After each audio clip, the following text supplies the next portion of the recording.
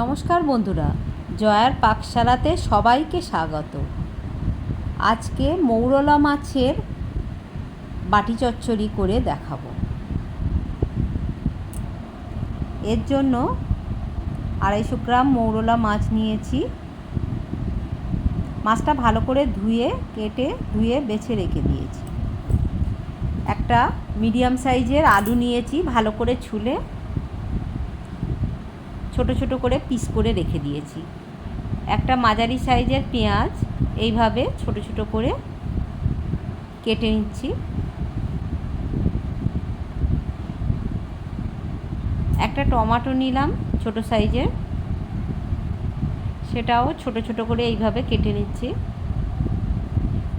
একটা কড়াই নিয়েছি, তার মধ্যে কেটে রাখা মাছটা দিয়ে দিলাম। এই মাছের মধ্যে কেটে রাখা পেঁয়াজ, টমেটো, আলু, কাঁচা লঙ্কা দিলাম 4টে চিড়ে,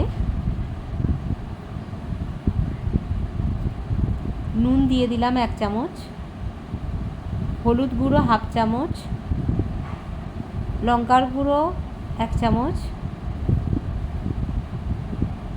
সর্ষের তেল দিলাম 2 টেবিল চামচ,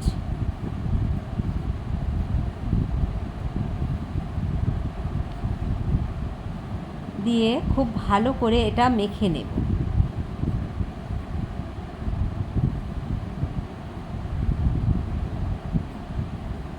এর মধ্যে এবারে সামান্য একটু জল দিয়েছি হাত ঝেড়ে।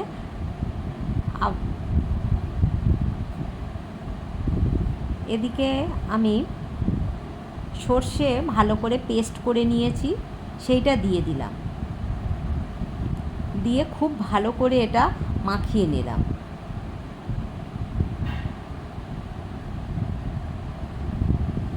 নিয়ে এটা আমি বাটিটা ধুয়ে, যাতে সর্ষে বেটেছিলাম সেই বাটিটা ধুয়ে একটু জল দিয়ে দিলাম, সামান্য একটু জল এখানে হাত ঝাড়িয়ে দিয়ে এটা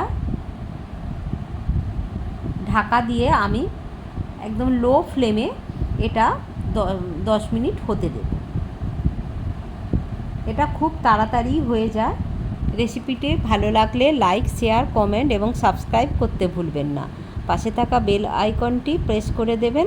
আমার নেক্সট ভিডিওর নোটিফিকেশান সবার আগে আপনার কাছে পৌঁছে যাবে। এইভাবে বাটি চচ্চড়ি থাকলে 1 থালা ভাত নিমেষে শেষ হয়ে যায়।